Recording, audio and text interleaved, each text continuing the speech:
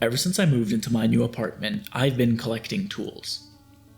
It started with a drill to put my furniture together, then wrenches for my car, a set of sockets for my bike, a torque wrench, screwdrivers, a hammer, more screwdrivers, even more sockets, imperial this time, a label maker, pliers, and so many more.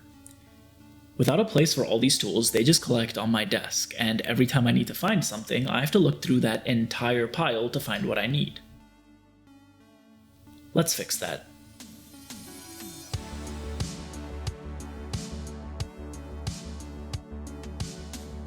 Step 1. Inventory. First, I collect everything, and I mean everything. I've got tools hidden away that I haven't touched since I've moved, and other things that I use every single day. It's kind of crazy thinking about just how much stuff you can gather in such a short amount of time. I think I'll separate out all my tools into 3 categories. The things I don't use often don't need to be easily accessible. Those can go in a drawer until I need them. The stud finder and some of my more specialty square drive bits are some of those. The tools that I need all the time, I want to be able to carry with me. Things like my Cobra pliers, my soldering iron, a pair of wire cutters, and some good tweezers. Those we can pack away for later. That leaves just these tools I use the most. Wrenches, screwdrivers, pliers, socket drive bits, hammers, tape, and a few other odds and ends. These are the tools we'll be organizing today. When I first moved in, I put up 2 of these IKEA pegboards that I planned to put all of my tools up on. That was almost a year ago, but I guess we're finally doing it. I think spending some time planning everything before I get started would be smart. I want the stuff that I use when I'm sitting down at my desk to be in the middle of the board.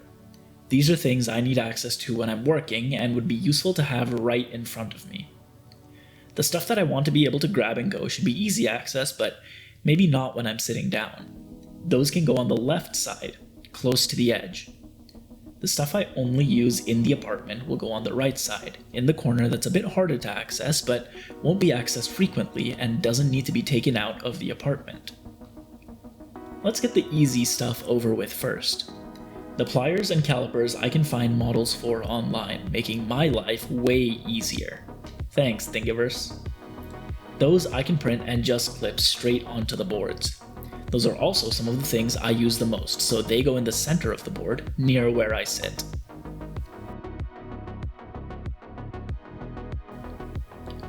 Next is my tape measure. It's got a handy belt clip at the back so I can just connect 2 clips for the board together with a simple plate and print it.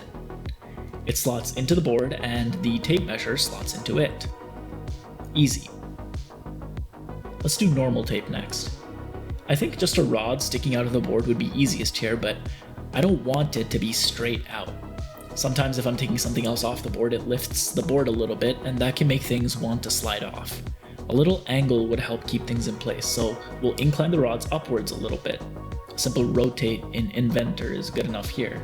We slot them in, and we're done. Time for the hammer. I think we should be able to make a little collar that goes around the hammer and keeps it in place.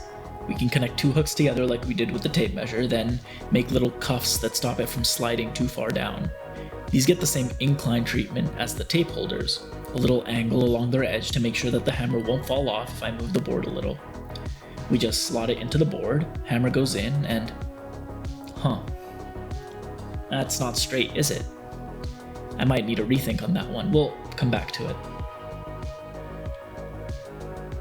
I got this set of screwdrivers to take apart my drill and repaint it a while back. It has these really recessed Torx screw holes.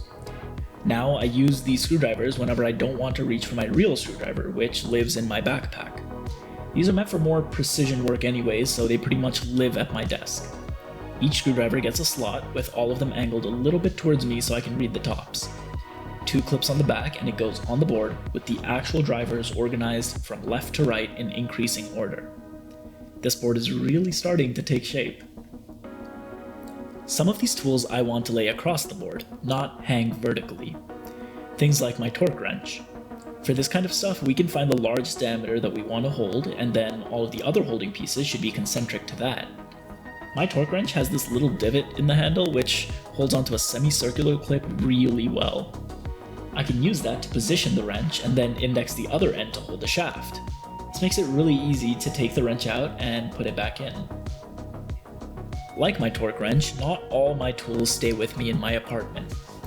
When I need to go work on my car, I grab my wrenches and sockets and leave. I'd like to be able to take the entire set of wrenches, not each one separately. It would be nice not having the hooks that latch onto the pegboards sticking out of the back of the holders for these tools while I'm out either, where they could break off pretty easily and I'd need to reprint the entire part. They also get in the way and make putting tools on flat surfaces a pain. I've designed something like a little French cleat system. The hooks that go on the pegboard have little pieces sticking out of them, angled upwards. Those can latch onto matching cleats on the backs of other pieces I design and clip into place. That way, when I take the actual tool holder, I don't need to take the hooks out of the wall. I can just lift up and take the entire set of tools with me. We'll start with the wrenches. There are 5 of them, and I'd like them to hang straight down.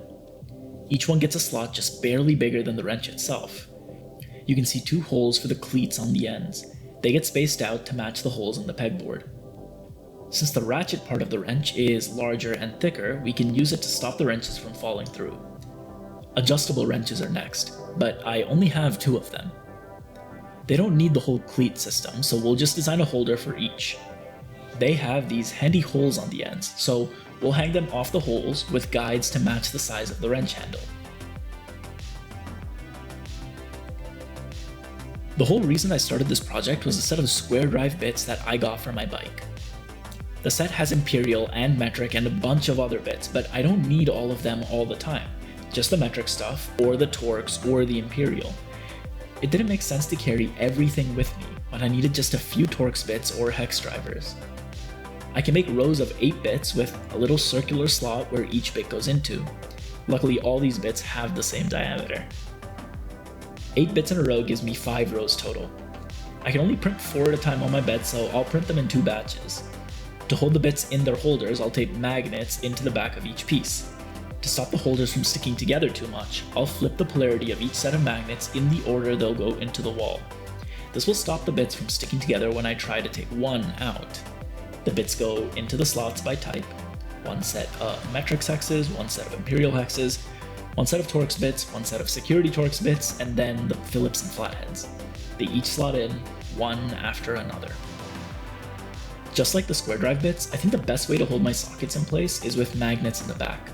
We'll measure each socket out and cut out a cylindrical spot in a plate for them. Then magnets on the back to hold the sockets in place. Since I want to be able to take these out as a set or as single sockets, the socket holders get the same French cleat treatment as the wrenches and bits. Okay, let's try that hammer again. I think instead of trying to hold it up by the neck or the handle, I could make a little holder for it from the top where the head is. The only issue with this is the claw of the hammer is way higher than the head, which makes the arms a little uneven. Plus, they have to stick out way more, and because they stick out way more, they have to be a lot thicker. At least it'll be easier to get the hammer in and out. Plus, the handle is black anyways, so the thicker plastic will blend in. That's a lot better. Only a couple tools left. The crimper is easy.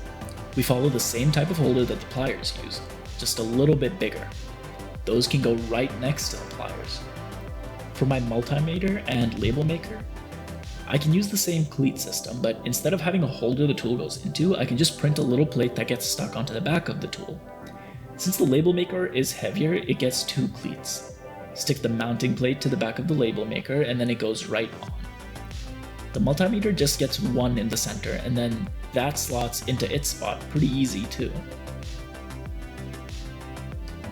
The vacuum cleaner is last.